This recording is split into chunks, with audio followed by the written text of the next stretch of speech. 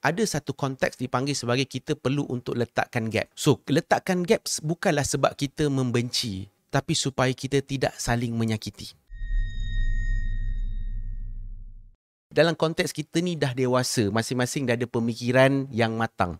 Tapi berlaku konflik sehingga kan ada nak menyakiti, ada sampai nak mengkhianati dan sebagainya, maka ada satu konteks dipanggil sebagai kita perlu untuk letakkan gap.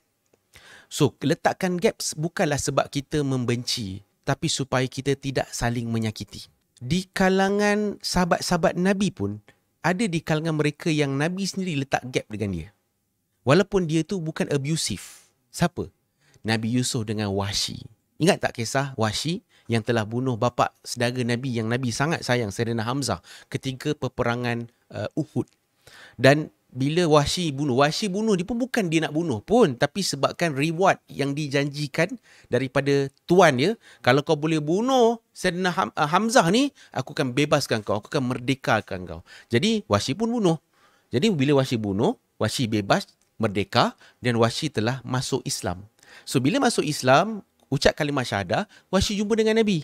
Dan Nabi tanya, adakah engkau Wahsy? Wahsy kata, ya, aku Wahsy. Adakah engkau yang telah bunuh bapa saudara aku? Dan Wahsy mengiyakan. Apa kata Nabi? Wahai Wahsy, aku maafkan kau. Tapi aku ada satu permintaan. Boleh ke untuk kau tidak tunjukkan wajah kau depan aku? Ini siapa? Ini Nabi tau. Ini manusia yang paling kaya dengan kasih sayang. Yang paling pemaaf. Yang paling tinggi sabar. Tapi Nabi kata apa pada Wahsy?